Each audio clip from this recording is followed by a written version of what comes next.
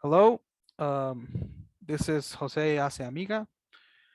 In name of my co-authors and partners, Emilio Quiroz and Daniel Perez, I will be presenting this subject of natural language processing for big data analysis focused on renewable energy tendencies. Natural language processing is the state by which machines can understand and process human language. Where is the energy industry going? That is the question that starts this study.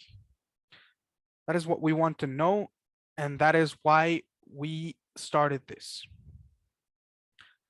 Generating and storing energy is very important, and the direction in which it's going helps us a lot in understanding what where we are going as humans.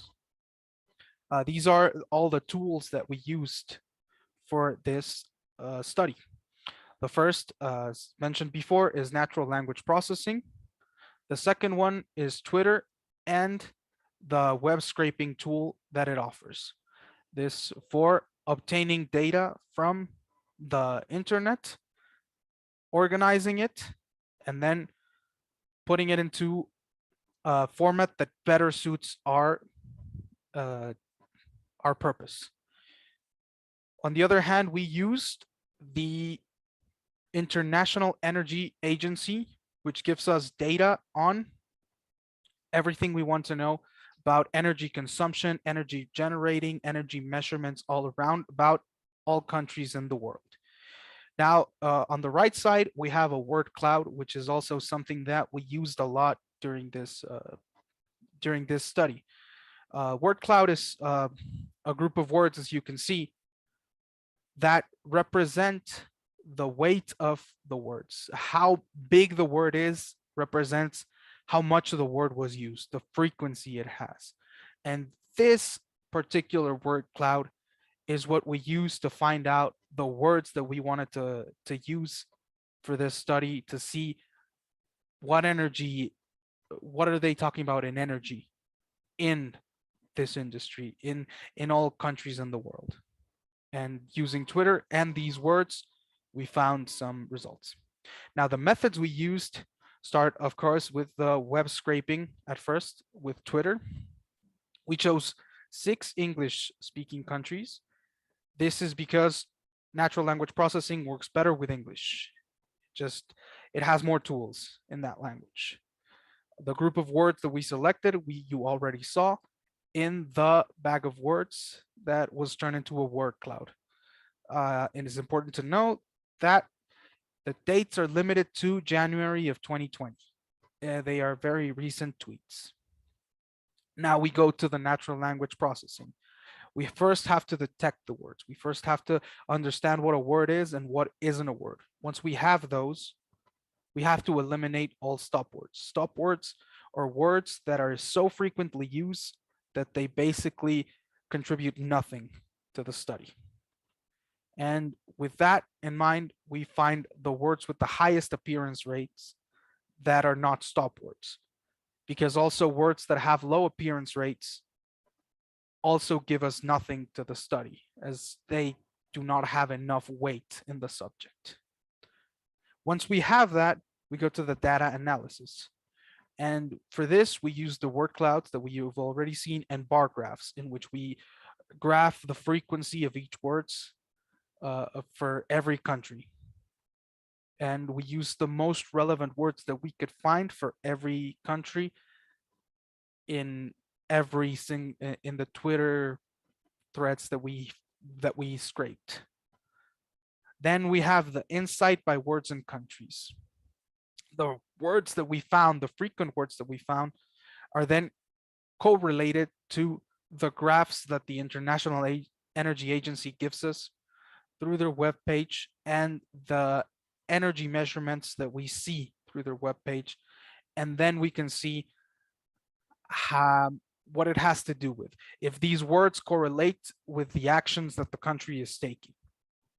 If every single energy they speak about is either because they are contributing in it, they are generating more, they are investing, or they are decreasing it. And that is something that we are interested in. And so these insight by words and countries are the graphs that we found through scraping and analyzing the texts in each country. First off, we have Australia. And the first thing we have to take into account about Australia is that their most spoken word is climate, which means that they are concerned about climate change in some way, shape, or form. Then they speak about gas and coal. These energies, well, they're something that they could either use or decrease in, and that is something that we would like to know in later study. Canada, on the other hand, has a lot of emphasis on oil and gas. They speak a lot about oil, they speak a lot about gas, they speak about hydrogen, and that is the thing that those are the things most related to energy that we found in it. In the case of India, we see that renewable is a word that they use a lot, which means that they care about renewable energies in any way. They are having discourse about it. Also, solar and coal is over here, not that big, but also spoken about. South Africa speaks a lot about coal and solar. Those are the two things that pop up the most. The United Kingdom has a lot of emphasis on gas.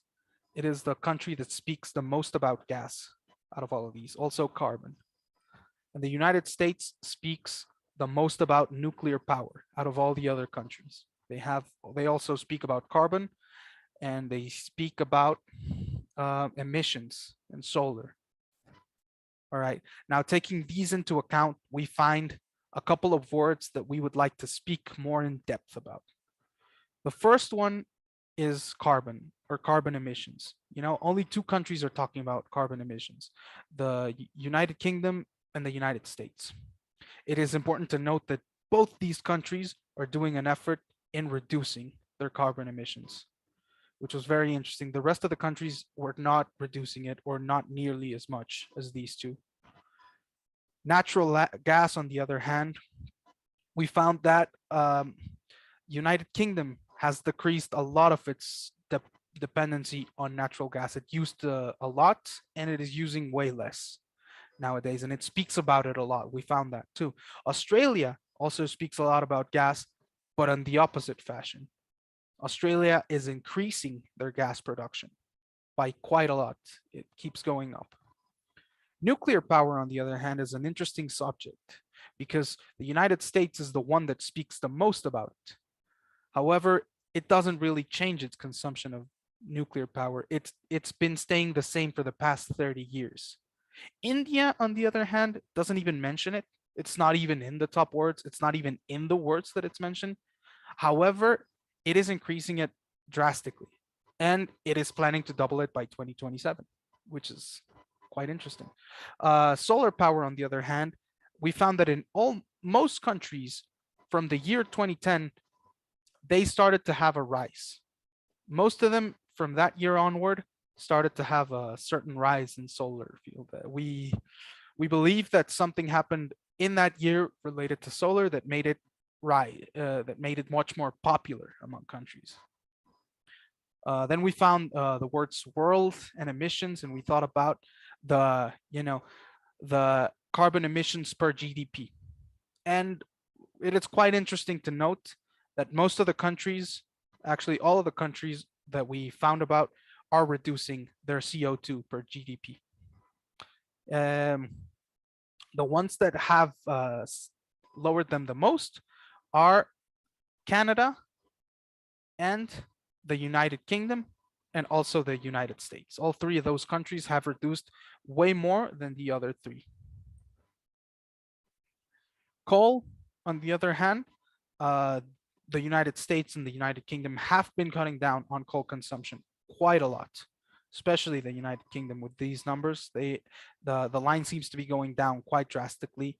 However, India is increasing their coal consumption, and quite a lot in the last decade.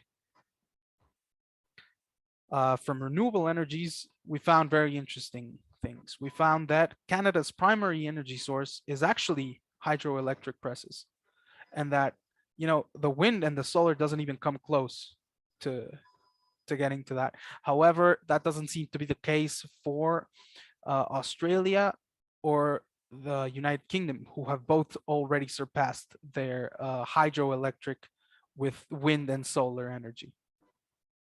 And that is all that we have for this project, for this study.